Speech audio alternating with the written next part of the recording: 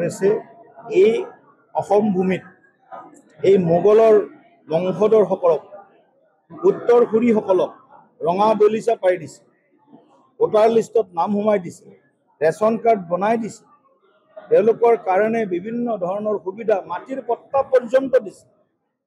আমি এতিয়া মাটিৰ পট্টা কাঢ়ি আনিব বিচাৰিছোঁ এই মোগলৰ বংশধৰসকলৰ পৰা।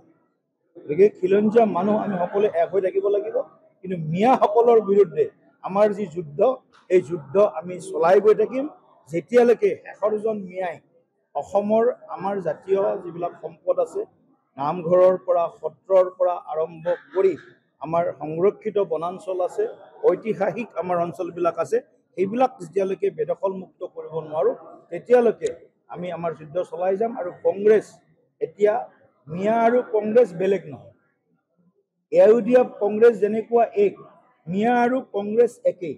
তেওঁলোকৰ তেওঁলোকৰ ভৰসা হৈছে মিয়াসকল। গতিকে তেওঁলোক মিয়াসকলৰ লগত থাকক, আমি অসমৰ খিলঞ্জীয়াসকলৰ লগত থাকিম।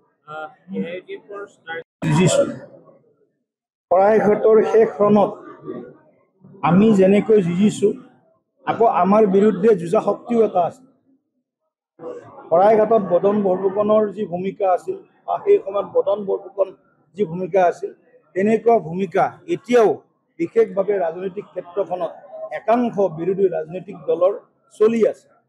গতিকে কেৱল আমি মোগলৰ বিৰুদ্ধেতো যুঁজিমেই, কিন্তু আমি যুঁজিব লগা হৈছে বিভিন্ন ফ্ৰণ্টত। আমাৰ ঘৰৰ মানুহৰ বিৰুদ্ধে আমি যুঁজিব লগা হৈছে, কাৰণ তেওঁলোকৰ মানসিকতা মোগলৰ মানসিকতা, তেওঁলোকৰ ভাষা মোগলৰ ভাষা, তেওঁলোকৰ চিন্তা মোগলৰ চিন্তা, তেওঁলোকৰ চিন্তা ভাগ ভাগ কৰি শাসন কৰা, যিটো ব্ৰিটিছৰ আছিল, যিটো মোগলসকলে বা সেই সময়ত আমাক আক্ৰমণ কৰা সেইসকলৰ আছিলে। গতিকে আজিও আমাৰ সন্মুখত বহু মোগলৰ বংশধৰ আছে, কিছুমান শাৰীৰিক ৰূপত আছে, কিছুমান মানসিক বা চিন্তা বা যিটো কওঁ আমি আইডিঅলজি, আদৰ্শ ভিত্তিক আছে। গতিকে আমি বিভিন্ন ফ্ৰণ্টত যুদ্ধ কৰিব লগা হৈছে।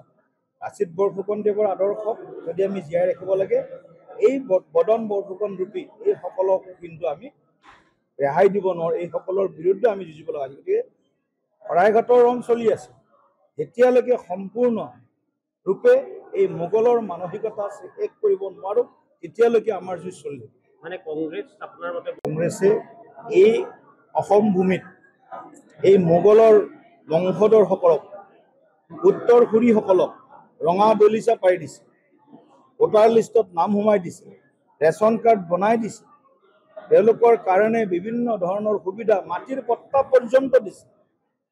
আমি এতিয়া মাটিৰ পট্টা কাঢ়ি আনিব বিচাৰিছোঁ এই মোগলৰ বংশধৰসকলৰ পৰা। গতিকে খিলঞ্জীয়া মানুহ আমি সকলোৱে এক হৈ থাকিব লাগিব, কিন্তু মিয়াসকলৰ বিৰুদ্ধে আমাৰ যি যুদ্ধ, এই যুদ্ধ আমি চলাই গৈ থাকিম যেতিয়ালৈকে শেষৰজন মিয়াই অসমৰ আমাৰ জাতীয় যিবিলাক সম্পদ আছে, নামঘৰৰ পৰা সত্ৰৰ পৰা আৰম্ভ কৰি আমাৰ সংৰক্ষিত বনাঞ্চল আছে, ঐতিহাসিক আমাৰ অঞ্চলবিলাক আছে, সেইবিলাক যেতিয়ালৈকে বেদখলমুক্ত কৰিব নোৱাৰোঁ তেতিয়ালৈকে আমি আমাৰ যুদ্ধ চলাই যাম। আৰু কংগ্ৰেছ এতিয়া মিয়া আৰু কংগ্ৰেছ বেলেগ নহয়, এউডিএফ কংগ্ৰেছ যেনেকুৱা এক, মিয়া আৰু কংগ্ৰেছ একেই। তেওঁলোকৰ ভৰসা হৈছে মিয়াসকল।